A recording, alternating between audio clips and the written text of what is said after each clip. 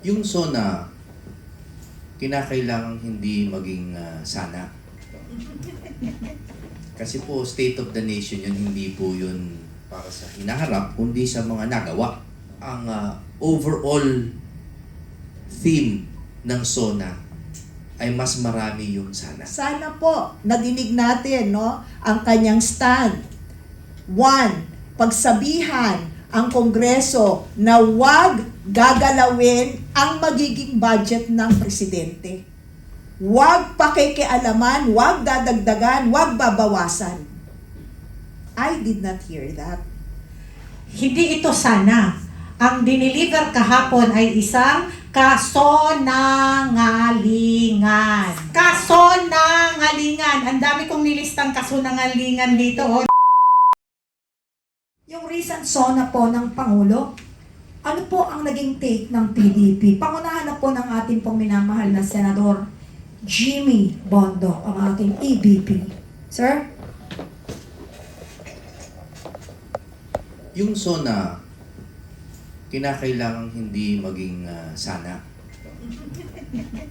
Kasi po, state of the nation yun, hindi po yun para sa hinaharap, kundi sa mga nagawa. We have to be fair. Marami pong tama na iniulat ang ating Pangulo sa atin. Palagay ko with regard to education, for example, yung mga na-promote at na-hire ng mga teachers, okay yan. Yung pag-introduce ng AI sa agrikultura, yung pag-alis ng mga fees sa mga online transactions, maganda yan. Maganda lahat yan. Pero kung mapapansin ninyo, yung mga pinaka-critical na usapin ay parang sadyang nanatiling malabo. Halimbawa, wala po siyang binanggit na mabigat ukol sa kanyang pinsan na si Romualdez. Alam ko ang reaksyon ng iba hindi raw siya pangulo ng kanyang pamilya, etc. Pero hindi pa rin malinaw kung talagang kakasuhan na ba talaga itong si Romualdez o hindi. Dahil pwede namang linawin na lang, sabihin na talaga kung talagang kakasuhan na siya. At hindi lang po si Romualdez, kundi yung mga kontraktor na nandun sa harapan niya nung araw na yun. No? So walang binanggit na malinaw ukol doon. Pangalawa, hindi niya rin in-address yung mga senador na hinuhuli. Kasi kung meron siyang pagtutol o kaya hindi siya sang-ayon doon sa nangyayari na yun or hindi siya kasabwat doon, dapat may binanggit siya ukol kay Bato, kaila Marcoleta, kahit si kaila Defensor at yung mga namimintong kaso kaila Alan Cayetano, etc. Meron din siya mga hindi binanggit ukol sa matagal nang pinag-uusapan ng mga legislated wage hike. Which by the way, I have reservation about that. No? Pero hindi niya binanggit. Mabibigat po yung mga usapin na yan. At finally, hindi ko gusto yung isinusubo sa atin basta-basta yung Pax-Silica. No? Hindi ko po talaga gusto yun. Dahil po yung Pax-Silica is not a treaty. Hindi po yan treaty, hindi yan tratado. At sana hindi mawala ang atensyon nyo dahil importante to. Yung Pax-Silica po, hindi natin kailangan alamin yan. Kaya nga si BP hindi niya inaalam, di ba? Hindi niya inaalam yan kasi ang Pax-Silica is simply a business proposal. Ang akala ng iba, yung Pax-Silica ay isang simpleng pagtutulungang ekonomiya ukol sa AI. Ang hindi po alam ng iba na potentially yung Pax-Silica could be perceived by some of our Asian neighbors as an economic alliance against them. Therefore, hindi tayo basta-basta dapat sumali sa Pax-Silica kung meron tayong mga karatig bayan na ma-threaten sa pagsali natin dyan. Hindi ko sinasabing masama ang PAC Silica. Ang sinasabi ko is it does not have the strictures of a treaty. It does not have the protections of a treaty. It is not a treaty. It is a business proposal. Tama? So, para sa akin, yun yung mga glaring doon sa SONA na sa isang banda may mga hindi siya binanggit na dapat binanggit.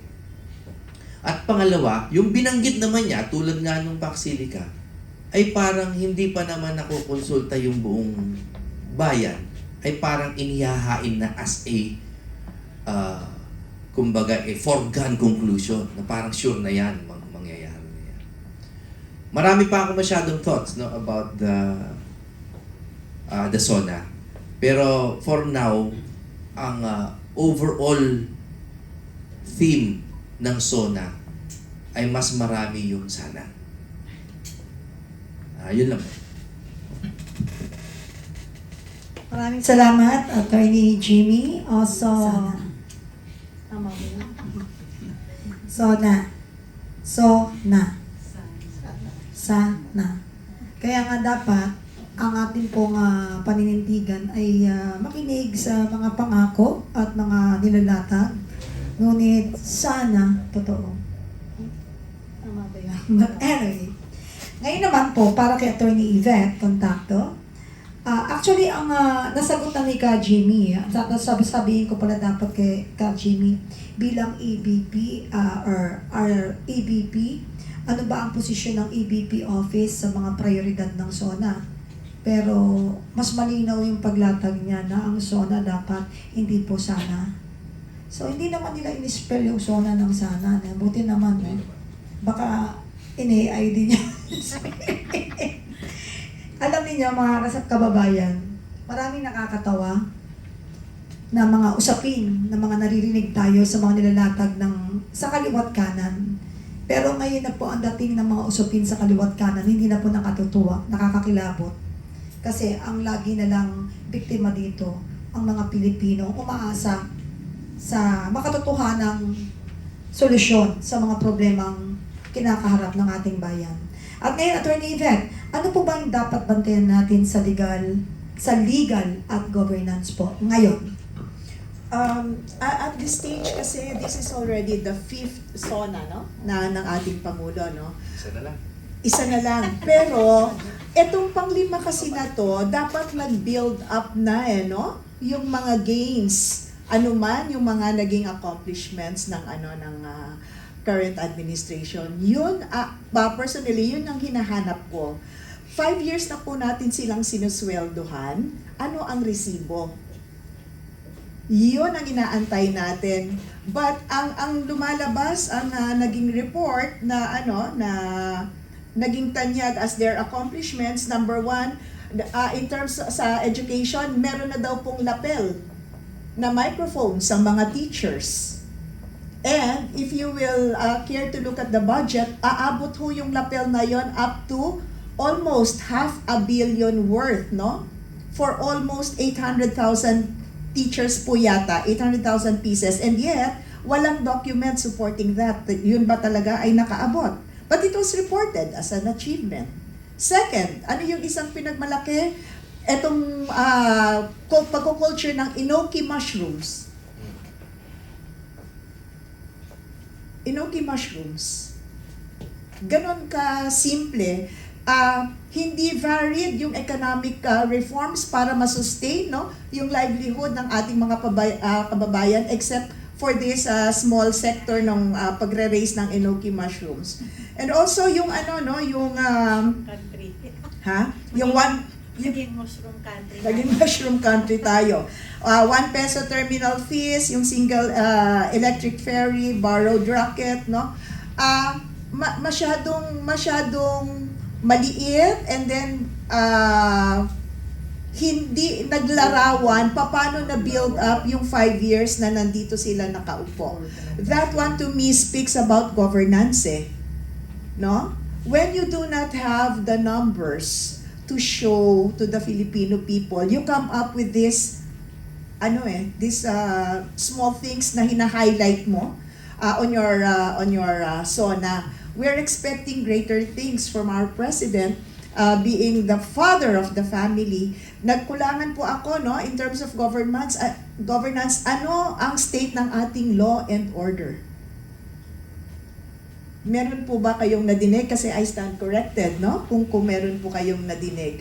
That one, hindi ko po gaano, especially yung mga, in light of what has been happening in our country, no? The past few weeks and the past month previous month before this, SONA. Wala po ako nadinig on that. Wala akong nadinig on how to address yung drugs. Yung drug war. Kung meron mang drug war, ano ang stand na, ano ang tawag mo nito, ano ang situation yan ngayon. Wala rin hong malinaw na pagbabalita in terms of economic reforms at saka kung paano tayo lilikom po ng pera, no, para ma-sustain din yung sinasabi niyang mga magpapadala ng rocket sa space, no? And then, yung gagawin niyang mga ibang mga, yung ibang, hindi kasi may naano kay Ka-Astra, which is very touching to me, no? It may be funny, pero it really struck my heart, no? Kasi, when the President mentioned about yung enthusiasm niya na makapagpadala tayo ng rocket, no, sa space, in 2027, may naglabas ng cartoons, no? Na isang mahirap na pamilya at ang kinakain nila ay pira-piraso ng maliit na rocket at yun ang kanilang tanghalian. Masakit ho for me, no, to see na meron tayong ganitong priorities pero hindi pa natin na-address yung mga kakulangan sa sikmura ng ating kababayan. Sana po nadinig natin, no, ang kanyang stand. One, pagsabihan ang Kongreso na huwag gagalawin ang magiging budget ng presidente. Huwag pakikialaman, huwag dadagdagan, huwag babawasan. I did not hear that. At alam naman ng presidente, ongoing yung hearing ngayon sa Supreme Court ng 2023, 2024, and 2025 budget. That could have signaled, no, a stronger president who would address a co-equal branch to finally put a stop dun sa ginawa nilang 3 taon na pakikialam sa kanyang budget. And he could have also made a strong statement that he will henceforth exercise yung power niya to veto line items. Kasi pera ho natin yan eh. Siya yung tatay natin who would look after us through itong perang ipinagkatiwala natin sa kanya. So I would have wanted him to have addressed that. And also finally, ang isa rin po sana na na gusto kong na-address niya would have been in this coming last 2 years of his administration, ano naman ang reforms and additional livelihood measures that he wants to be launched, no? And saan kukuha ng pondo for this other than pangungutang?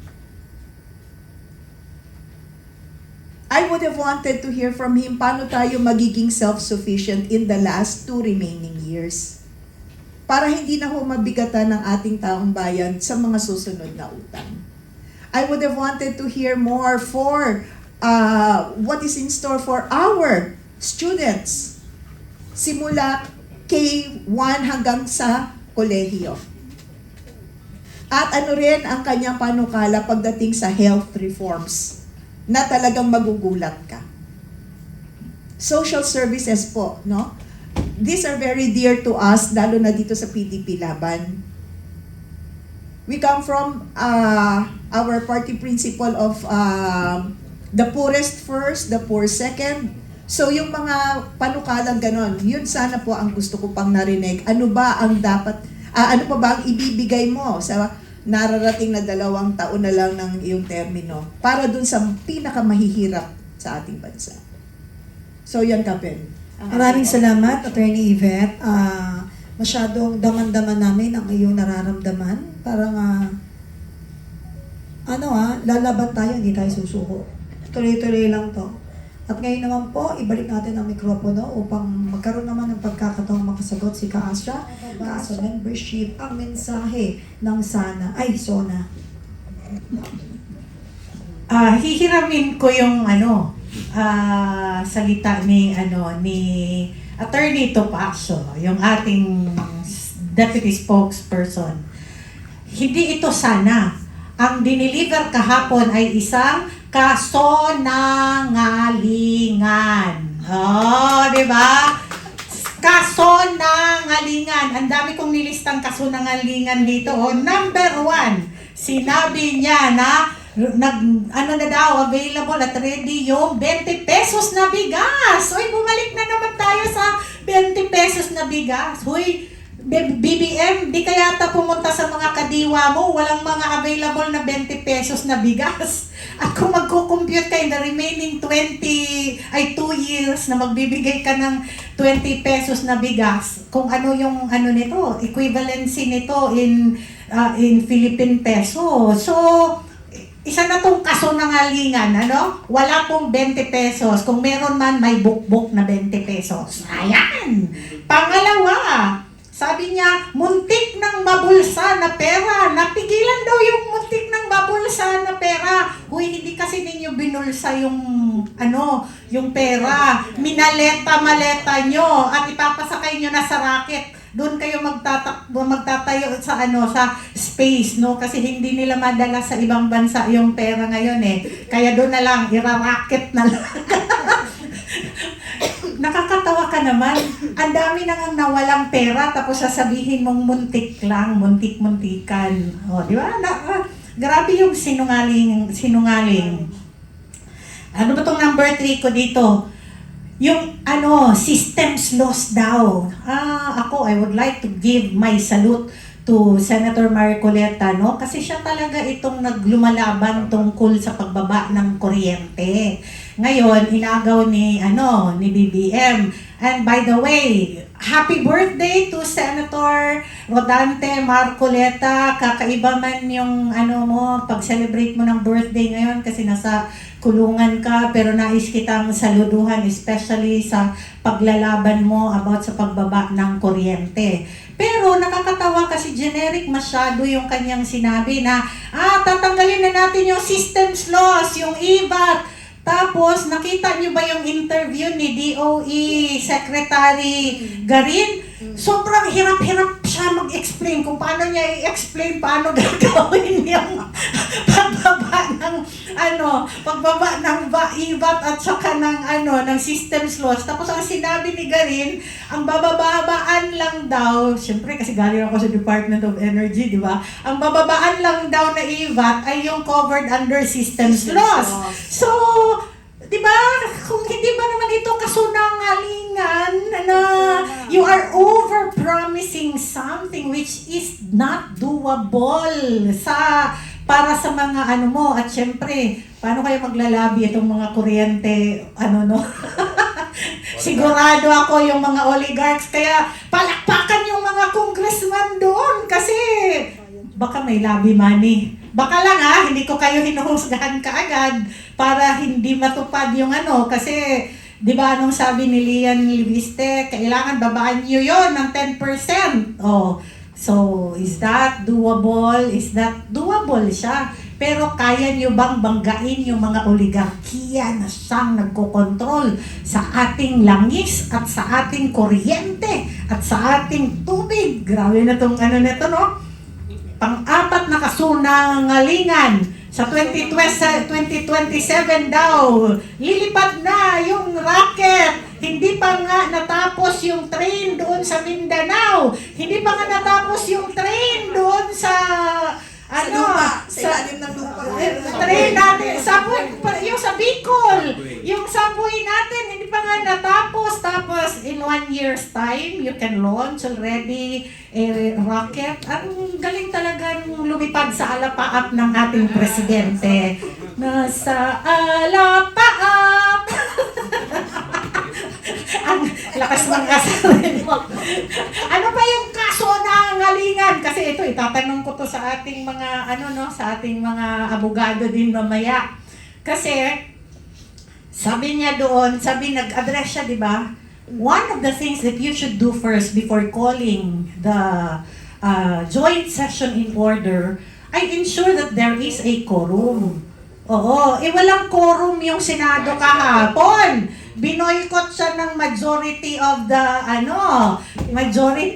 the senators kasi 13 yung wala. Ibawas na natin yung tatlong nasa kulungan at nasa bundok. Oo, di ba? So, 10 pa yung wala. So, 11 lang yung pumunta. It can only be called a joint session if both houses are in quorum. So, kahapon, ang may quorum lamang ay ang Kongreso. So, walang quorum ang kaya yung dalawang abogado dapat can it be called a joint session?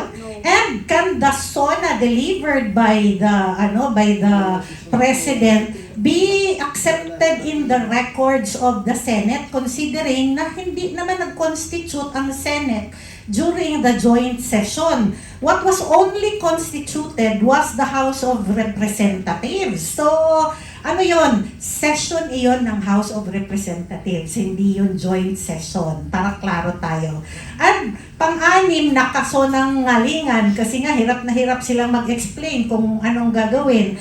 Kasi in the past, kay Tatay Digong, except for 1 year lang of the whole 6 years niya, nagta-turn over siya on the day of the SONA ng National Expenditure Program. Parang hindi ko napansin. Walang net na tinurn over kahapon. So, ibig sabihin, hindi handa ang administrasyon. Nagyayabang ka ng racket. Yung net nga, hindi mo na turn over kahapon. Anong klaseng administrasyon ito? 2 taon na lang yung pamumuno mo, pero hindi ka nakapag-turn over at naging transparent ngayon. What is going to be your 2026 budget? Diba? Kasi dapat na mabusisi na natin ngayon pa lamang. Kasi nabalitaan ko, may ibabalik daw silang parte ng ng budget sa 2026. Babantayan ko kayo kasi meron akong narinig. May flood control na naman kayo at meron pa kayong unprogrammed funds. Bantay kayo sa 2026 budget. Ayan po, mga pasabo. 2026 o 2027? ay 2027 budget. 2026 para tayo ngayon. So, the National Expenditure Program was not yet turned over the other day, during the kasunungalingan that was conducted. Kasunungalingan talaga yun kasi walang quorum Kailangan malaman niya ng taong bayan. Kaya dapat ang komentaryo ng ating dalawang abogado tungkol dito sa quorum and what is its effect nito kasi ako talaga dapat hindi to ma-enter sa records ng Senate of the Philippines, And sorry ka na lang Gatchalian, kawawa ka naman, 'di ba? Yung leadership mo, 'di ba, is now in question kasi hindi mo kinaya na magpasipot ng majority during the SONA. So, yun? Di ba? Nakakatawa itong This is the first time na, in my lifetime. Meron ba ang record Ilang years na, ka na sa Senate? di ba, meron bang record ever since na nagsusona ang Pangulo that one House of Congress has no quorum?